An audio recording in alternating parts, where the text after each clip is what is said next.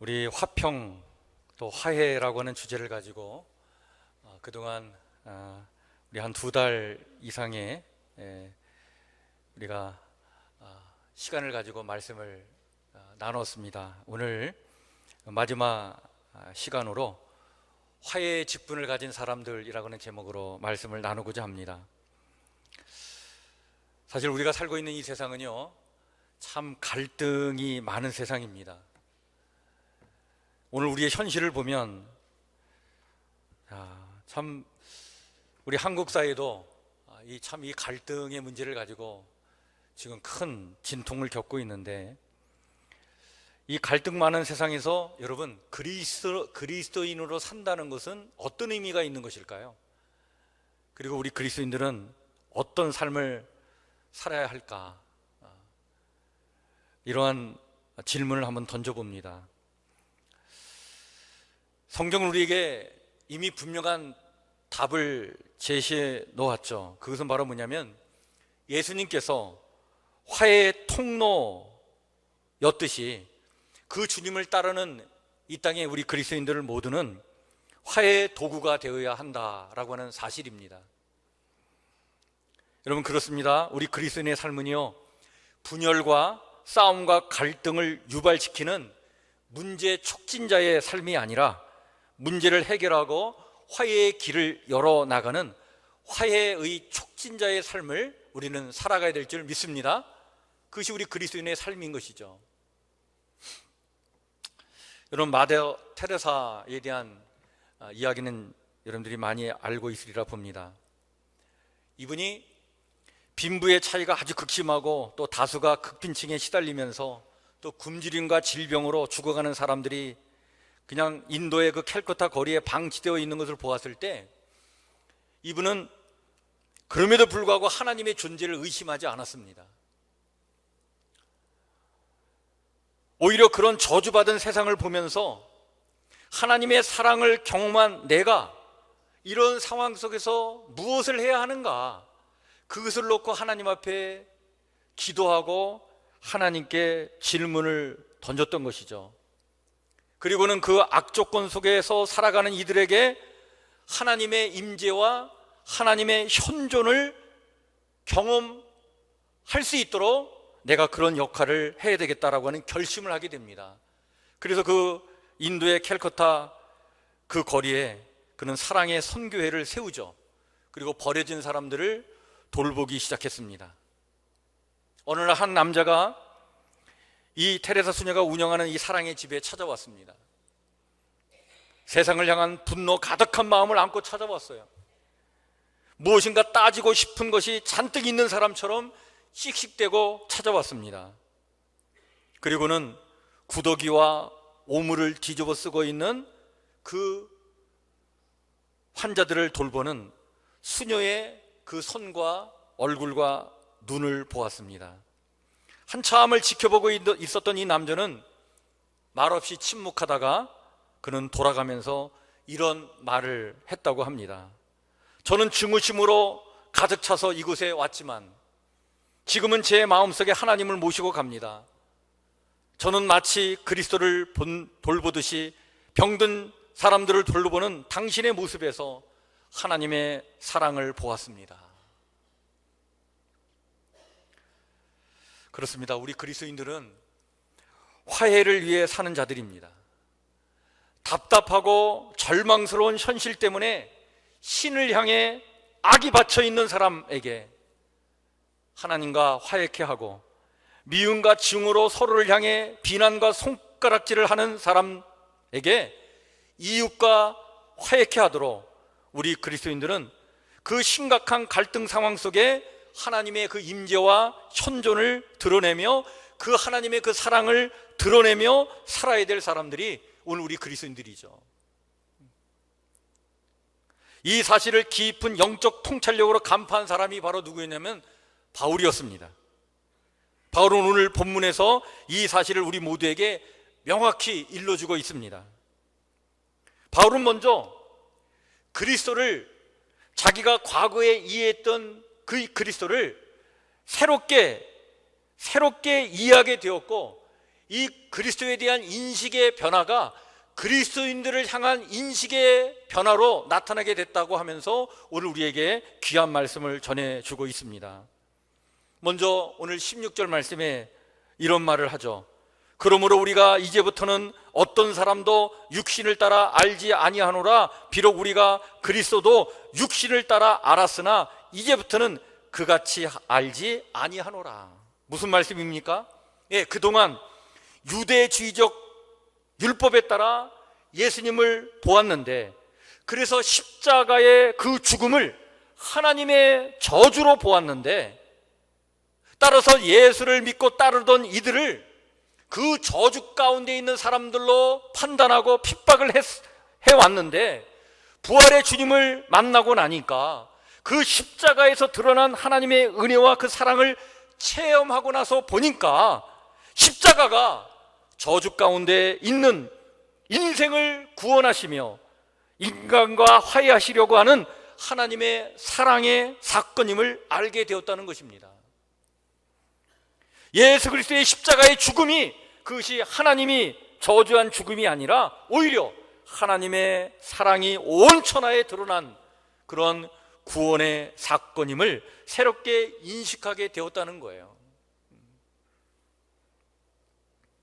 이렇게 그리스도에 대한 인식이 변화가 생기니까 그리스도인들에 대한 인식이 변화가 되었는데, 그리스도인들은 도대체 어떤 존재들인가? 그것을 오늘 사도 바울이 이야기하고 있는데 몇 가지를 이야기합니다. 첫 번째로 이렇게 얘기하죠. 우리 그리스도인들은 새로운 피조물이다, 이렇게 말해주고 있습니다. 17절 말씀이죠. 우리 한번 17절 말씀 한번 같이 읽을까요? 시작. 그런즉 누구든지 그리스도 안에 있으면 새로운 피조물이라. 이전 것은 지나갔으니 보라 새 것이 되었도다. 율법에 속박되어서 늘 죄의식에 사로잡혀 살고 내 안에 있는 이 죄와 허물을 타인에게 투사시켜가지고 서로 비난하고 정죄하고 손가락질하면서 갈등 촉발자로 그렇게 치열하게 육체를 따라 죄에 사로잡혀 살던 사람이 아니라는 거예요. 이제 우리는 그리스도인들은 예수 그리스도로 말미암아 새로운 창조물이 된 존재라고 하는 사실입니다.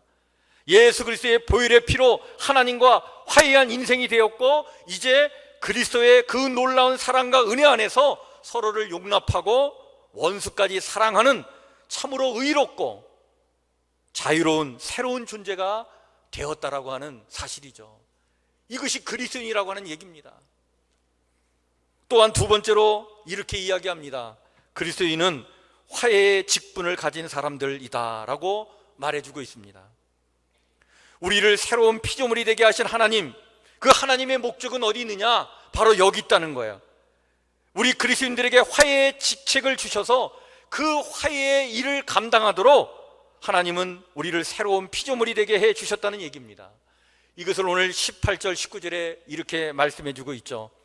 모든 것이 하나님께로서 났으며 그가 그리스도로 말미암아 우리를 자기와 화목하게 하시고 또 우리에게 화목하게 하는 직분을 주셨으니 곧 하나님께서 그리스도 안에 계시사 세상을 자기와 화목하게 하시며 그들의 죄를 그들에게 돌리지 아니하시고 화목하게 하는 말씀을 우리에게 부탁하셨느니라.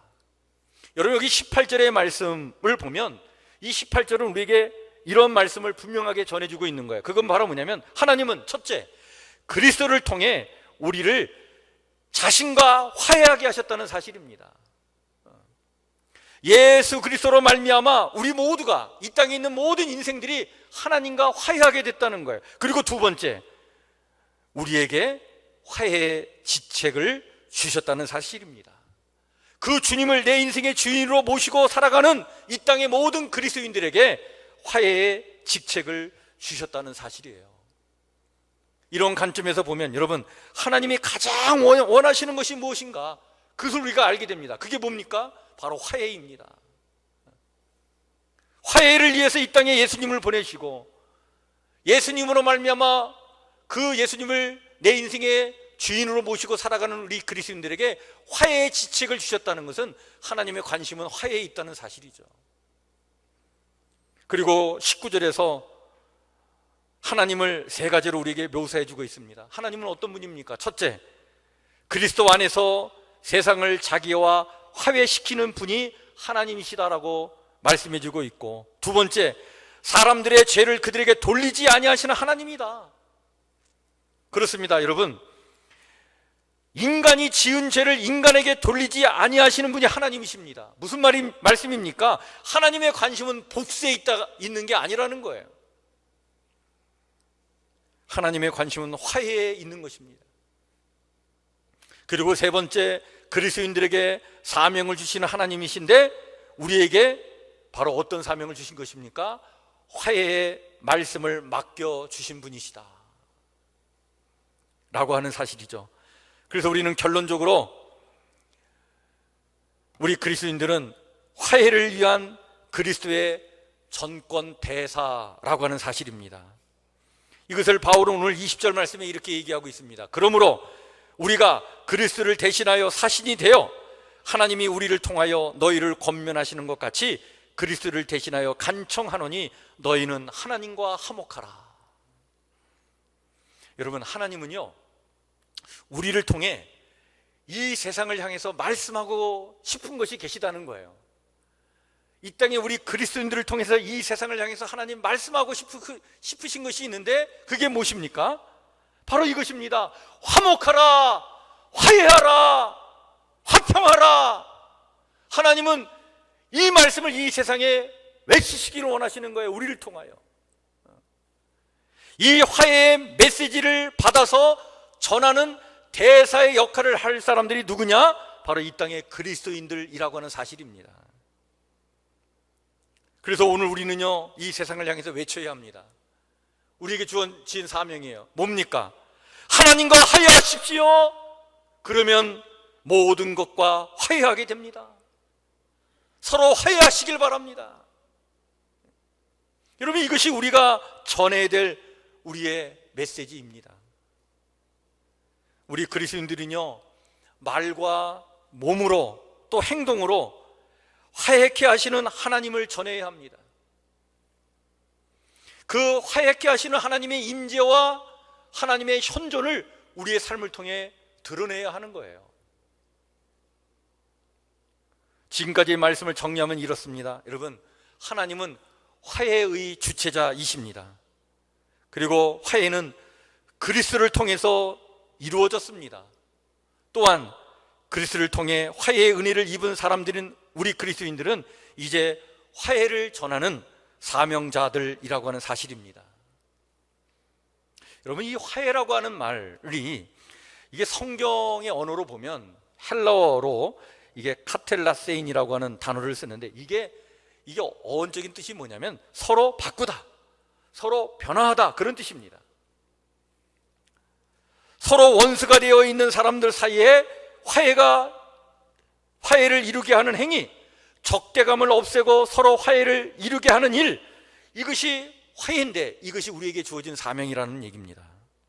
자, 그런데 여러분, 이 사명을 우리가 어떻게 감당할 수 있을까요? 정말 갈등이 심각한 오늘의 현실에서 말이죠. 답은 예수 그리스도 안에 있습니다. 여러분, 우리가 예수 그리스도 안에 거하야, 주님과 연합되어야 이 화해의 사명을 온전히 감당하게 될 줄 믿습니다. 그리스도의 십자가, 그 사랑과 은혜 안에서 우리는 하나님과 화해할 뿐만 아니라 또한 우리는 의롭다 인정을 받은 거룩한 존재로 화해의 사람들로 이 땅을 살아갈 수 있는 것입니다. 그래서 우리는 예수 안에 거해야 합니다. 주님과 연합해 살아가야 하는 것이죠. 여러분, 예수님께서 이 땅에 오신 목적이 바로 여기 있습니다. 그래서 21절에 이렇게 우리에게 말씀해 주고 있는 거예요. 하나님이 죄를 알지도 못하는 이를 우리를 대신하여 죄로 삼으신 것은 우리로 하여금 그 안에서 하나님의 의가 되게 하려 하심이라. 우리 그리스도인은 화해의 직책을 맡은 자라고 하는 이 사실을 확실하게 인식했던 바울은요, 이 화해의 사역을 위해서 정말 최선을 다했던 신실한 사역자였습니다. 그 대표적인 예가 바로 골로새 교회의 빌레몬과 오네시모 사이를 화평케 하는 일이었습니다. 여러분, 이 빌레몬은 바울을 통해서 복음을 받아들인 사람이었고, 그리고 그 뒤로 골레서 지역에 아주 중요한 영향력이 있는 그러한 교회 지도자가 되었습니다. 그의 집에서 교회가 세워졌고, 그는 교회의 아주 핵심 인물이었고 일꾼 중에 일꾼이었습니다. 그리고 빌레몬은 부자였습니다. 그것은 그에게 노예가 있었기 때문에 그렇습니다. 그 노예 중에 한 사람이 바로 누구였냐면 오네시모였어요. 그런데 이 빌레몬의 노예였던 이 오네시모가 어느 날 도망쳤습니다. 그가 왜 도망쳤는지는 우리가 정확하게 알 수는 없어요. 그런데 여러분, 노예가 도망친다는 것은요, 당시 상황으로 보면 그거는 목숨을 거는 행동이었습니다. 정말 이 오네시모는 죽기를 작정하고 빌레몬에게서 도망쳤던 거예요. 그리고는 바울에게로 왔습니다. 이때 바울이 어디 있었냐면 바로 로마의 감옥에 갇혀 있었는데 바울을 찾아온 거예요. 여러분, 이때 초대교회 당시에 도망친 노예들은 갈 곳이 별로 없었어요. 굳이 선택한다면 강도떼에 가담하는 것, 그것이 첫 번째 선택일 수 있습니다. 두 번째는 하층 문화에 숨어 들어가 가지고 그리고 음지에서 살아가게 되는 것이죠. 다른 선택을 한다면 외국으로 도망치는 것입니다. 노동력이 부족한 지역으로 도망쳐서 거기서 살아가는 것인데, 당시에 이탈리아가 그런 지역이었습니다. 오네시모는 이렇게 해서 이탈리아 로마까지 가게 되었고, 그 로마에서 감옥에 있는 바울의 소식을 알게 되었고 바울을 찾아 나서게 되었던 것입니다. 오네시모는 지난날 노예로 지낼 때 주인의 집에서 바울을 만나 본 적이 있었어요.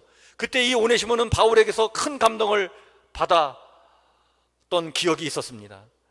주인 집에서 도망쳐 왔지만 여러 가지 인생의 문제들로 혼란스러웠던 그는 옥에 갇혀있는 바울을 찾아 마음의 위안을 얻고자 했을 것입니다. 그렇게 해서 바울을 만난 그는 그곳에서 그는 그리스도인이 되게 됩니다. 옥에 갇혀 있던 이 바울은 자기를 찾아온 오네시모를 보고 깜짝 놀랐을 거예요. 빌레몬 집에 머물러 있을 때 몇 번 안면에 있었지만 아직 그리스도를 영접하지 않았던 이 오네시모가 자기를 찾아온 것입니다. 주인의 심부름이 아니라 도망친 노예의 신분으로 찾아온 거예요. 어쨌든 이 바울은 그에게 복음을 전했고 이 오네시모는 복음을 받아들였습니다. 그 뒤로 이 오네시모는요, 바울의 감옥 생활을 도왔습니다. 이때 당시에 여러분, 옥살이라고 하는 것은요, 옆에 도움을 주는 사람이 없으면 견디기 힘든 생활이었습니다. 그리고 더구나 바울은요, 지병을 앓고 있었어요.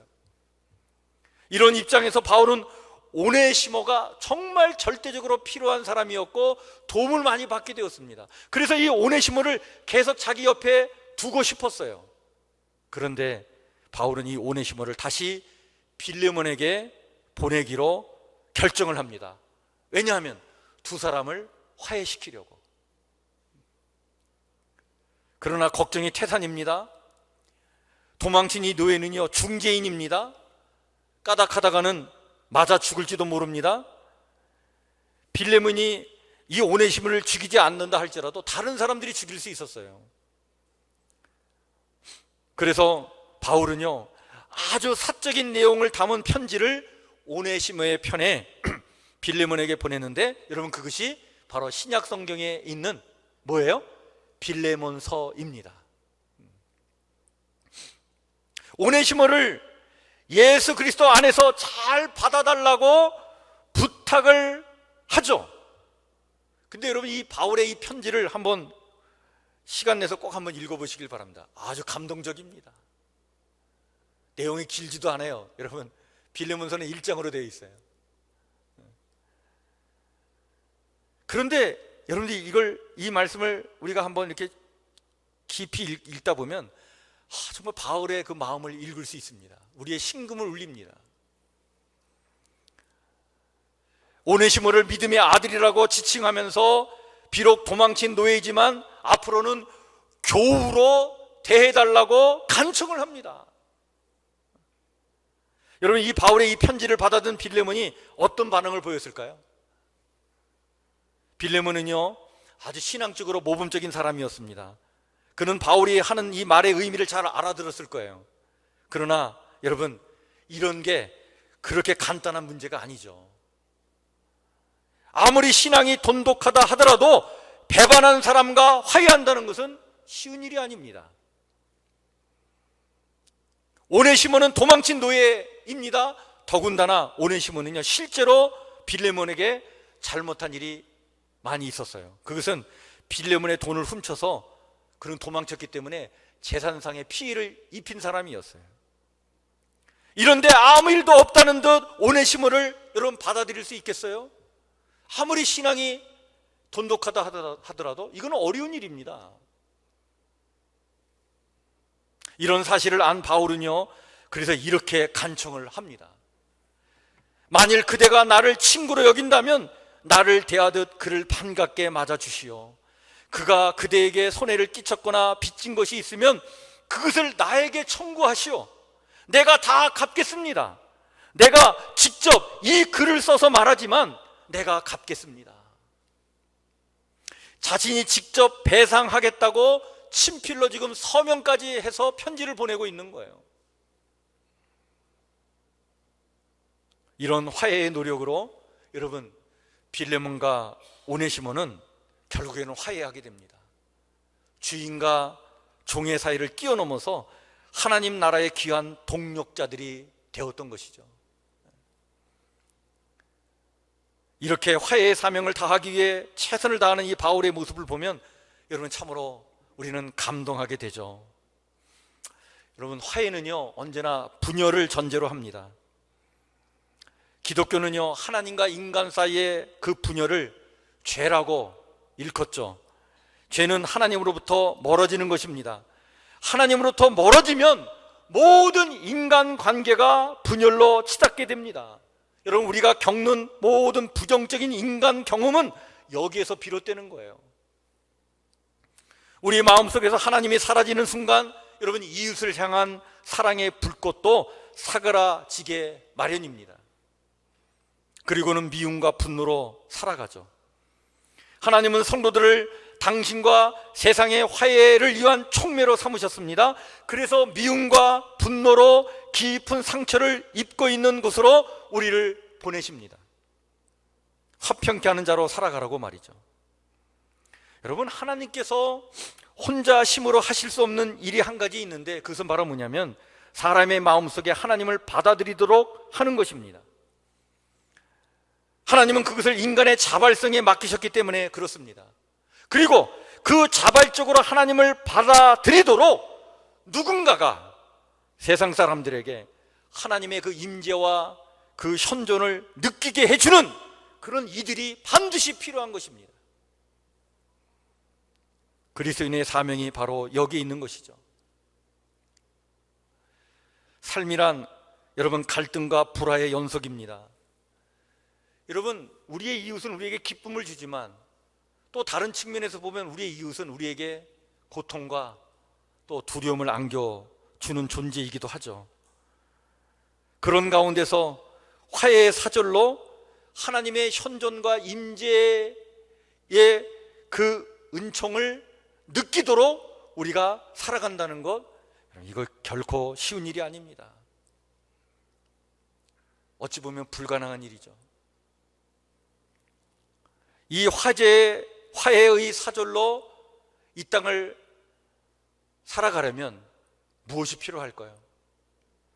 첫 번째 여러분, 우리는 무엇보다도 먼저 하루에 10분씩이라도 반드시 하나님의 임재와 그 현존 속에 들어가 하나님의 그 부드럽고 사랑스러운 음성에 귀를 기울이면서 하나님께 마음을 모으고 하나님과 깊은 대화를 나눠야 합니다.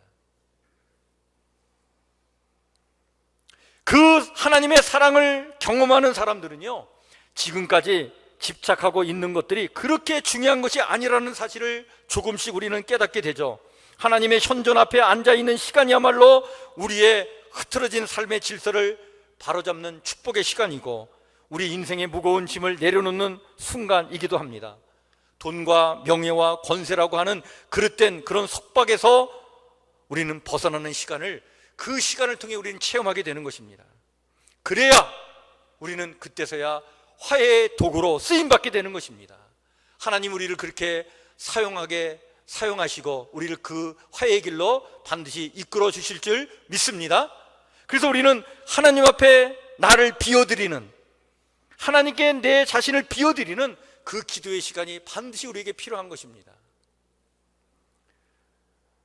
그리고 두 번째, 여러분, 기도의 자리에만 또한 우리는 앉아 있으면 안 돼요. 우리는 치열한 세상 속으로 내려가야 합니다. 변화산에서 변화의 모습을 보여주신 주님께 베드로가 그런 얘기를 하죠. 여기에 초막 셋을 짓고 우리 같이 삽시다.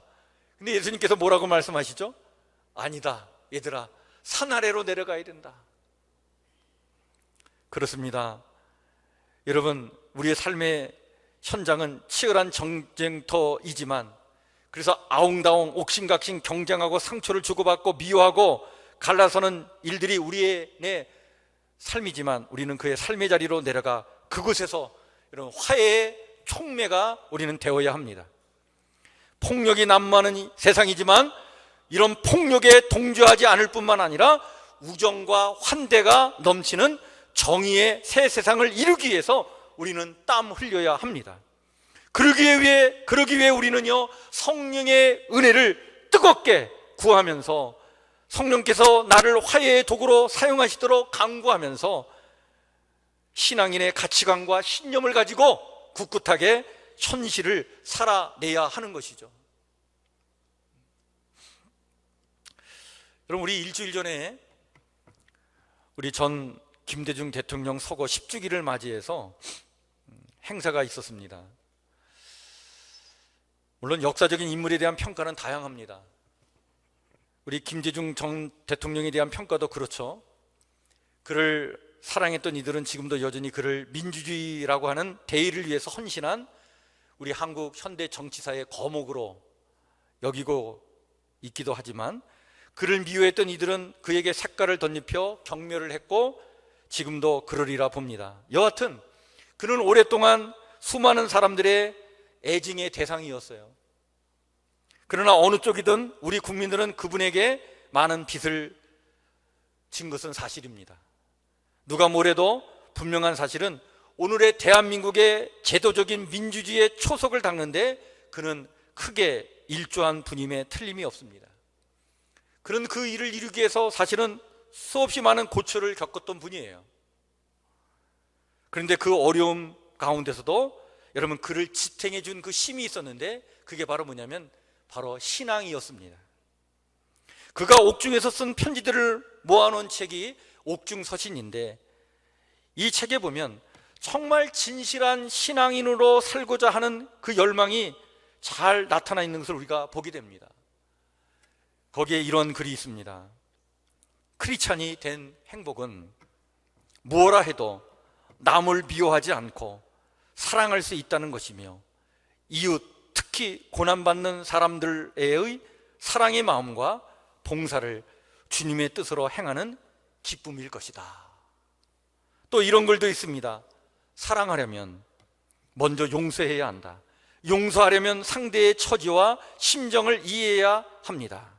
이해하려면 상대방의 처지와 심정을 알기 위한 대화가 필요한 것입니다. 대화도 이해도 없는 가운데 곡해와 무지가 쌓여 있는 가운데는 용서도 사랑도 있기 어렵습니다. 또 하나님의 축복에 대한 말도 있는데 이런 말을 합니다. 하나님의 축복이란 평탄한 생활과 번영의 보장이 아닙니다. 그것은 어떠한 고난, 역경, 실패 속에서도 이를 극복하고 새로운 가능성 앞에 서는 힘을 우리에게 주시는 것입니다. 또한 이런 글도 있습니다.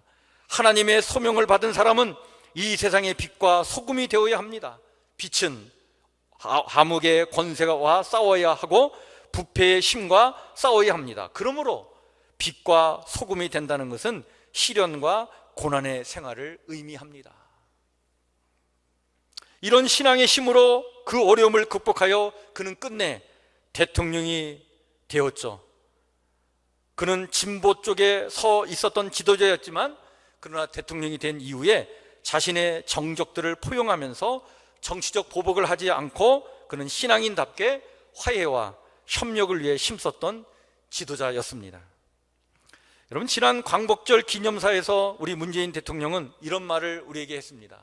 아무도 흔들 수 없는 나라, 그 나라를 세워나가자. 많은 국민들이 공감하는 말이라고 봅니다.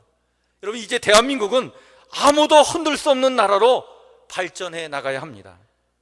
근데 정말 아무도 흔들 수 없는 강한 나라의 그 힘은 여러분, 국민 통합에 있는 것입니다.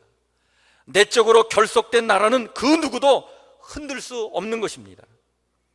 좌와 우, 진보와 보수, 경상도와 전라도, 잘 사는 사람, 못 사는 사람, 장년 세대와 젊은 세대, 남자와 여자, 기독교인과 타종교인, 신앙인과 비신앙인, 내국인과 이방인, 장애인과 비장애인, 이런 적이 아닌 것입니다.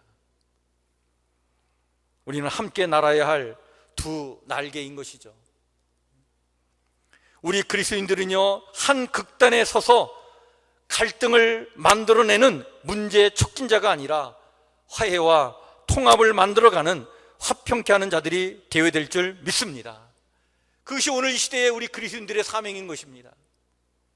그것을 위해서 주님이 이 땅에 화평케 하는 십자가의 길을 가셨고 화해를 위해서 이 땅에 오신 것 아니겠습니까? 우리는 화평의 직분을 맡은 사람들입니다. 화평을 위해 부름을 받은 사람들입니다. 그리고 화평의 메시지를 전하는 그리스도의 대사들입니다. 하나님과 화해하십시오. 그리고 원수를 사랑함으로 이웃과 화해하십시오. 더불어 함께 살아갈 사람들과 화해하십시오. 여러분, 이것이 우리가 외쳐야 될 메시지입니다. 그리고 화해의 주체 되시는 하나님의 현존이 우리네 삶을 통해 조심스럽게 그리고 분명하게 드러나도록 나를 비워 하나님의 은혜와 사랑으로 나를 채워나가는 기도의 사람이 되어야 될 줄 믿습니다.